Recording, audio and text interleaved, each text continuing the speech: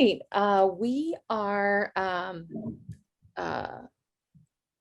We are welcoming you here to how the virtual event landscape has not only given us a lot of challenges this year, but reshaped the future of in-person events. And we have some of my favorite people that I go to for all of my engagement queries, total experts, powerhouses here. Corey O'Brien is our open source program manager at Salesforce. Then we have Tracy Depew. She is our head of global events at salesforce.org and has been having a very busy 18 months. And then of course, Linda Wong, manager events at Traction on Demand, and Laura Caden, director of customer engagement at Wipro Limited, both of which have created large scale events virtually. So I am looking forward to hearing the conversation today, as I know you all are as well. One last housekeeping note is that there will be some visionary conversations here, forward-looking statements, and we are a publicly traded company. So I just wanted to let you know that we do need to make our buying decisions based on what's available today, not what's talked about or any futuristic conversations. Additionally, anything discussed here is covered by your partner NDA. With that, I am going to stop sharing my screen and turn it over to Corey, who's going to kick us off. Corey, over to you. Hi. Thank you, Alex. Thank you. Hi, everyone.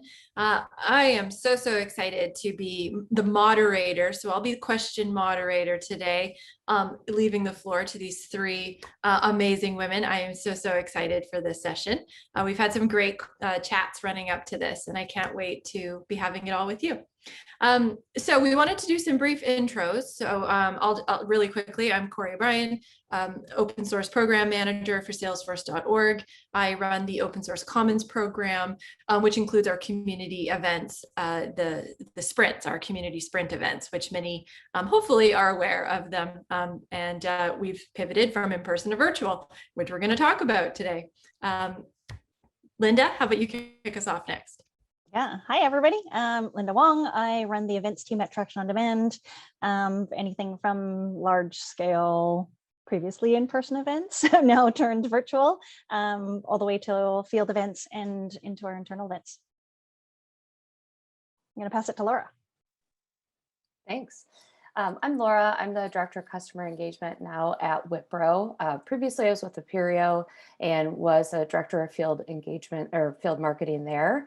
That kind of moved over into Wipro, and so now still supporting our Wipro Salesforce practices and all their field activities, but then also supporting what we're doing at Wipro with the Ideas Marketing team and those large-scale activations that are about $100,000 and above, as well as our webinars and virtual environment events. Tracy. Yes, I always love going after all these ladies. I am Tracy Depew, and I head up the events team here at salesforce.org. And that ranges from our nonprofit summit that just concluded a few weeks ago to education summit that is happening in a few weeks. And then all of our field marketing events that we do across the board and anything we do with .com. So if we show up in a world tour or Dreamforce, my team is responsible for that as well. So we are all very boring people and have nothing to do ever. But on the flip, we probably have a lot of fun, maybe yes, compared to some of our coworkers. we get to host events, which is super fun. Except arguably this last year, right? It's been a little different, a little crazy. As everybody literally in the world knows, we've had to pivot from in-person to virtual. What are some of the key takeaways that you all have learned and seen over this past crazy year? Whoever wants to jump in. I'll jump in. Obviously these are interesting times that we're in, especially in the event space. But the biggest takeaway for me is really the innovation that can happen and the adoption rate of anything virtual these days. I mean, without this current landscape, we wouldn't be kind of digging into the innovation that we have now with technology at Traction on Demand. we identified the biggest need for us was supporting our clients. And we had a lot of nonprofit clients that their largest fundraising dollars were coming from galas, and those were no longer able to happen. So one of the big things that we did was we invested more in technology and created a product called Traction Gather. And so it's our virtual events, a virtual engagement platform, and we were able to help them recover some of those fundraising dollars by allowing them to do their galas virtually. That's really cool. We're expected to be experts in this virtual space, aren't we? We had dug in a little bit on that. I'd love for you all to sort of talk about what's changed. We kind of know in Salesforce, especially in the nonprofit space, you're the Salesforce expert because you know how to plug in a printer. That's how a lot of admins get their start. You know, you're the technical person in the office.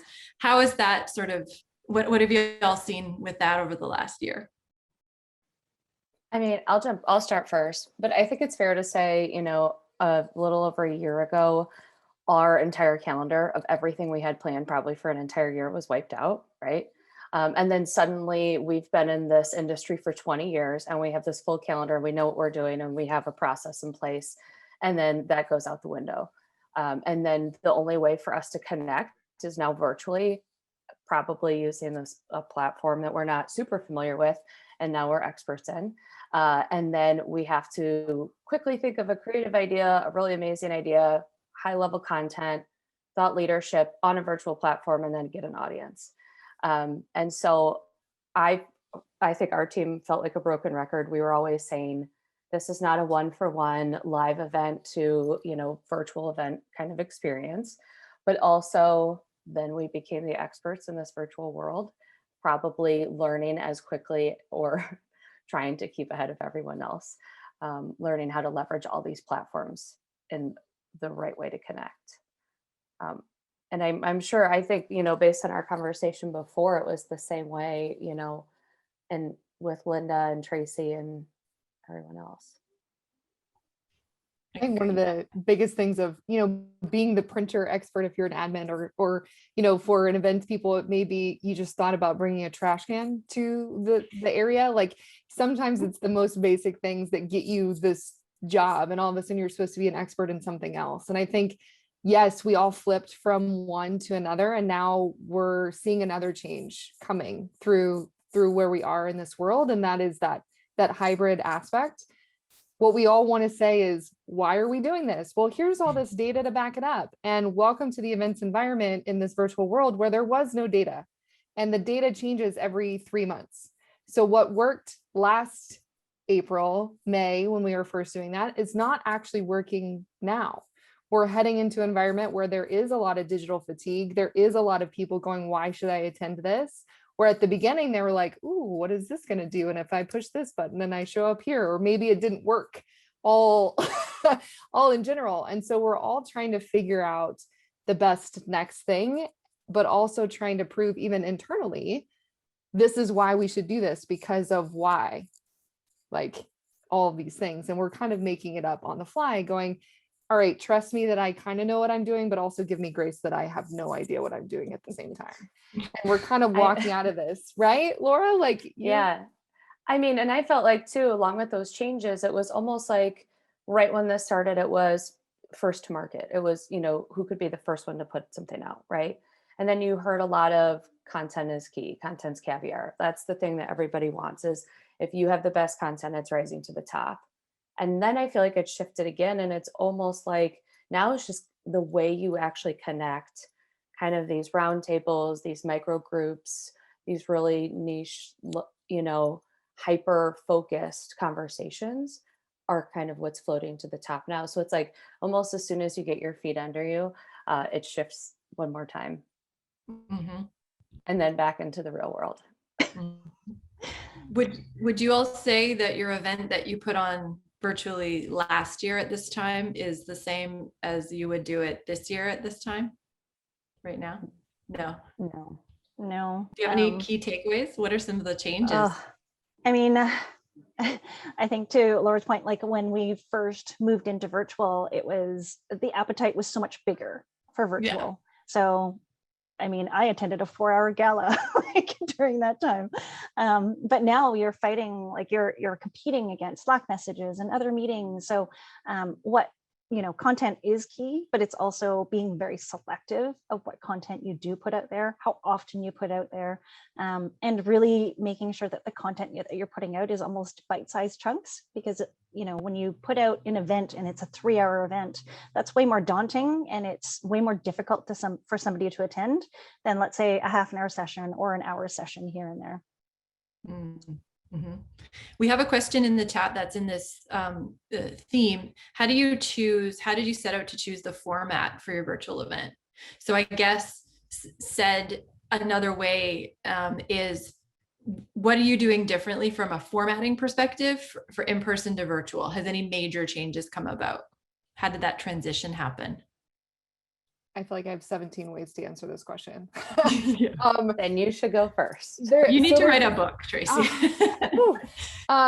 There's a couple of things. One, just for a resource or a how-to, back when we all flipped, the event industry came together and started putting together this Excel spreadsheet that was like, here are all the platforms out here. This is what they're used. This is who they integrate with, et cetera, et cetera. I'm going to put that back out on my LinkedIn. And if I'm really good, I will find it and put it in this chat. But one of the things I'm asking all of you, Linda, for example, I don't think Tractions Gather is in that list. So I want you guys to add to that, because it is a list that's used by event professionals around the globe.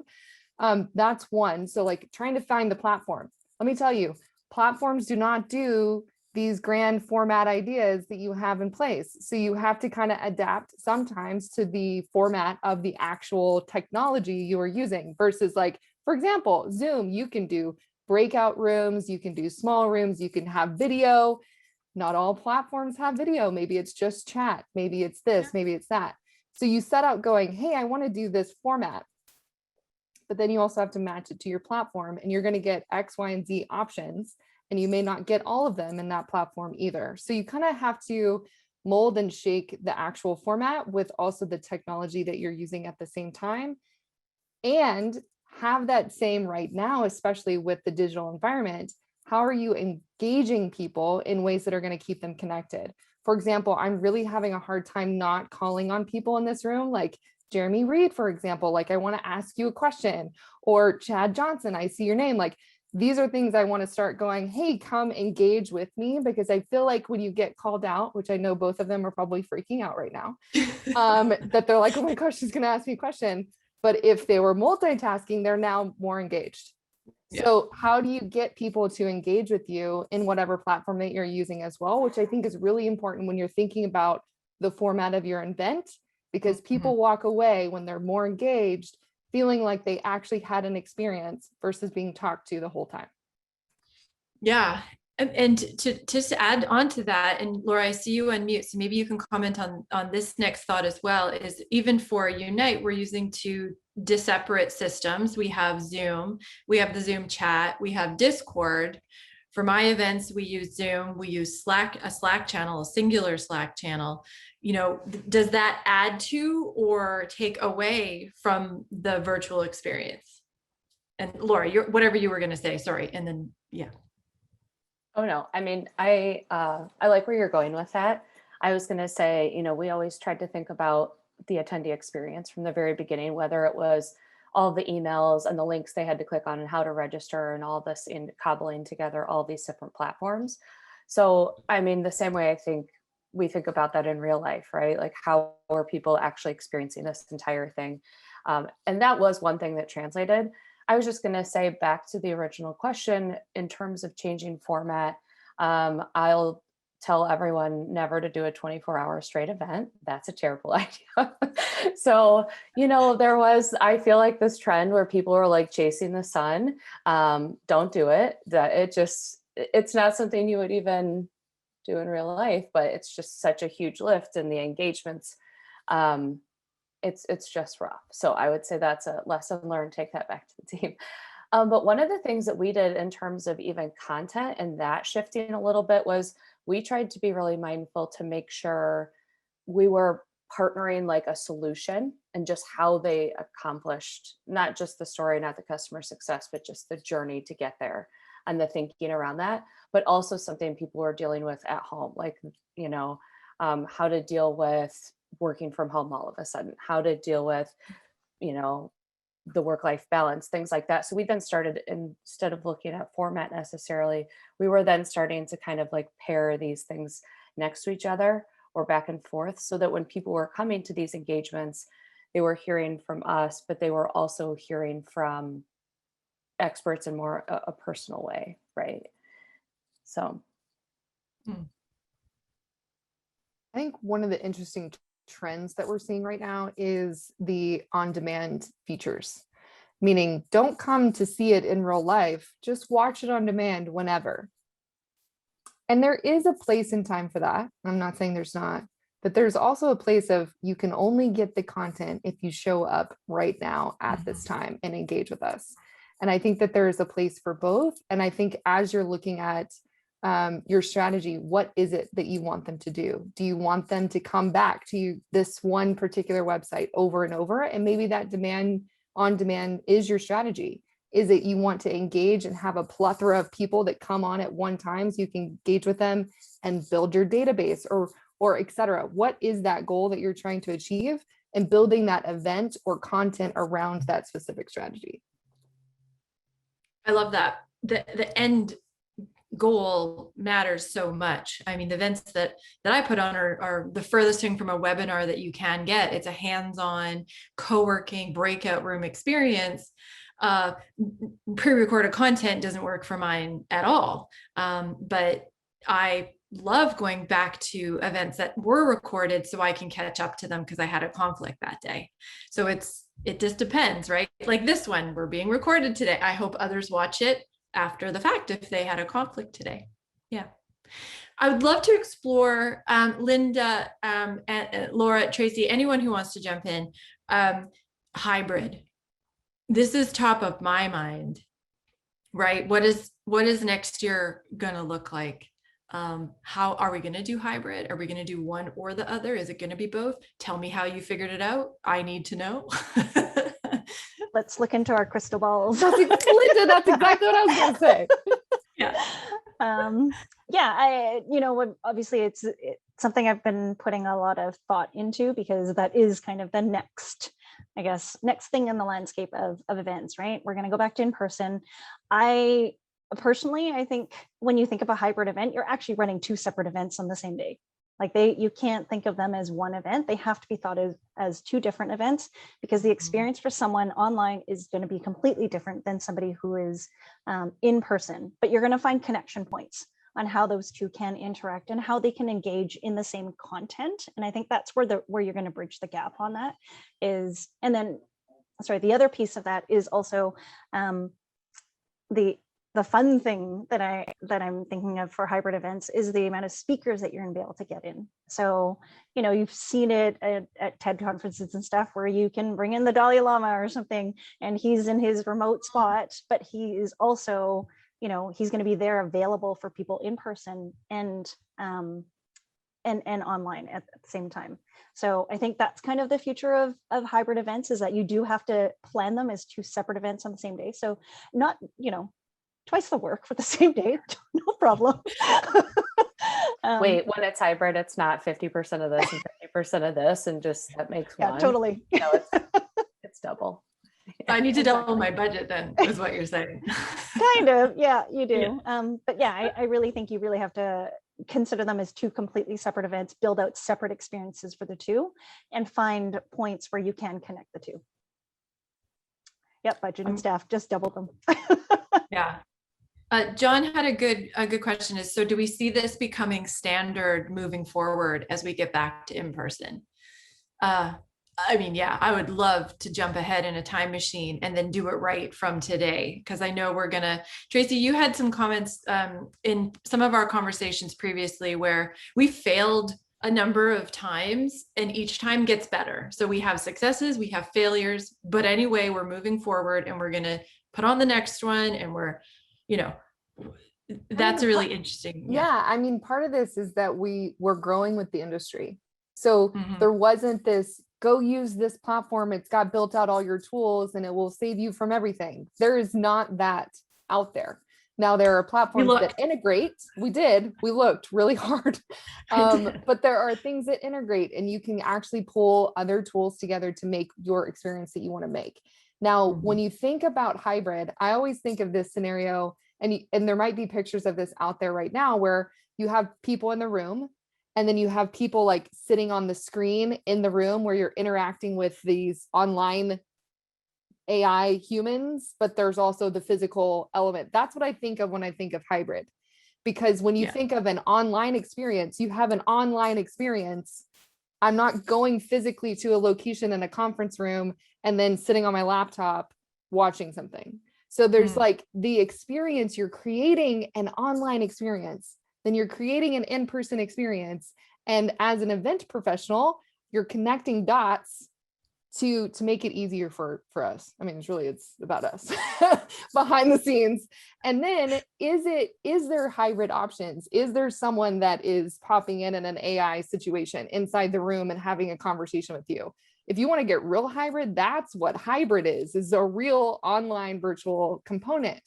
But when you think about how do you actually do an experience in a in-person capacity, and does that have to be at the same time that your online experience is? And the answer is no. You do not have to have the same at the same time to be considered a hybrid. It's register for the in-person, register for the online, and the online may be a week later, and you take all the things that you recorded on site and you put it online. So you just kind of have it, there's different strategies to different parts, and we're all trying to kind of figure it out right now. And we're not exactly all sure how the best thing, but it's going to be unique for the community. And if I'm thinking about nonprofits, if I have heard one thing clear from our nonprofit summit was, I would not have been able to attend if it wasn't virtual. There you People go. can't travel, people like it's money, it's cost. So like this component, especially for the nonprofit industry, there will always be some type of online component. Yeah, I couldn't agree more. Laura, you unmuted. Yeah, I was just going to say to that point, I do think, as everything starts to open up, people are going to be so excited to get out there and everyone will be jumping on planes and trying to get in person. And then you'll see it kind of swing back again towards the middle. So, I mean, I don't know about anybody else, but the idea of going into a ballroom and being body to body next to 3,000 other people, still, I mean, I might want to get out of my house, but in 6 months, I probably am going to settle in with that. I still want to keep my personal bubble, which then just goes back to the fact that, yeah, it will go back and settle on that hybrid model that Tracy was just outlining, because if you can find those connection points that have value to both people virtually and people in person, and then you can even have, like she said, like a summary or a fireside chat and hear from these experts that just went through this whole experience and then can provide it to you virtually while you sit at home and have a cocktail and watch it. That sounds like an ideal scenario, even if you did go to the event in person.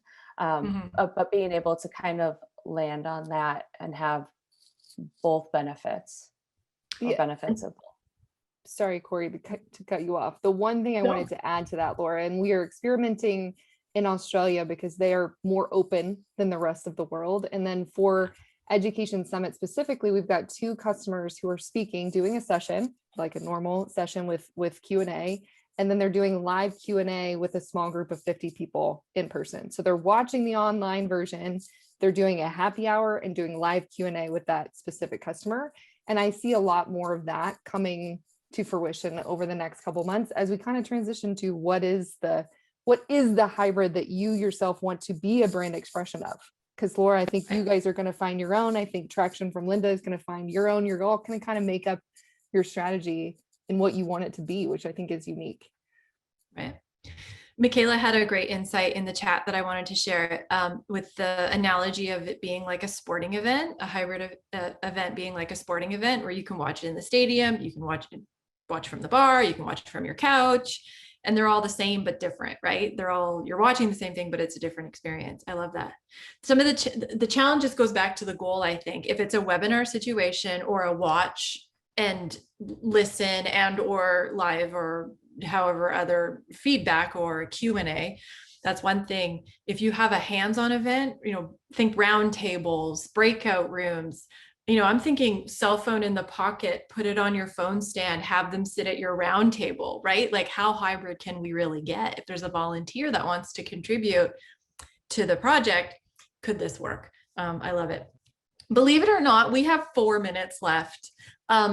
We should have made this an hour. We really should. But I want to scroll all the way back up in the chat because Dave had some a question here that I wanted to highlight. How high of a value to put on social buzz that is created around the event? How do you focus on this? How do you encourage and reward social engagement? So if you're doing a hybrid, like, what are the differences? Do you only get swag if you show up in person? Like, right? Like, how do we think about that? I feel like It's a you're tough really one. staring at me. That's great. Okay. I'll take a first crack and then I'm passing it to Laura to make sure that you answer this question Thanks. also. Thanks. But within this environment with not traveling, on social, you would get the I'm heading to Traction on Demand's blah, blah, blah, blah, on social. You'd get this buzz that automatically comes from being there via a party, or I was in a keynote, or that kind of stuff. There is not a ton. There's not a ton of, oh my gosh, look who I'm with, online. So you're trying to create an environment of social outside of the being in person. I just saw my best friend I haven't seen since last event, that kind of stuff.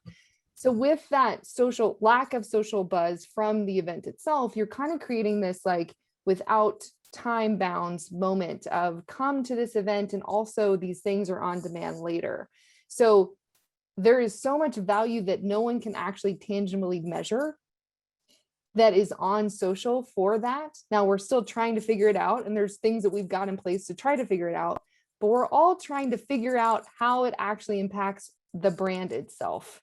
So for Traction, for example, like coming out and doing all this social and having their sponsors and people go out there, it is such a benefit for the brand, period, to know that you're out there, you're doing something, you're doing thought leadership content. I can go here for that you can't actually take away and go, well, I learned all of these things, but I know where to find it. And that's the value of social from my view. Laura. Oh dear. I follow that. No, I was thinking the same thing, especially when we think about the future of events, and not necessarily social as much as the experiences. How do you bring an event to life to somebody virtually versus the swag that they receive, in real life? They probably get a water bottle you can refill. At home, maybe you're giving them something else that's sustainable, that's really tying them to the event, and maybe something that they want to post on social too. But it takes that experience, that event experience and your brand into their home. But then I was also thinking about, even if there were separate communities of chatter. So a lot of times if you can't go to an event, maybe you're watching it on Twitter, but to set up a community of people watching it virtually and people in real life chatting simultaneously. And if you can find those connection points too. And I would love to see how apps like Clubhouse and those types of interactive apps also play into this in the future. So, we can add other components into us trying to create the wheel as it's happening. We are unfortunately at time. I wish we could keep going. I do want to respect the other sessions. People need to drop off. One thing I will just leave us with is I hope that virtual events never stop, because I love peeking into other people's homes. I love seeing what you're choosing to share with me on the wall behind you. So for that, I hope they never end. At least not all of them. We'll go back to in-persons as well. But thank you so much. This has been awesome. I'm not kidding when I say I really hope to talk to you three again later in the near future. This has been fun. Take it to Discord. We are all going to be there. Ping us if you have any questions. Other than that, thank you all.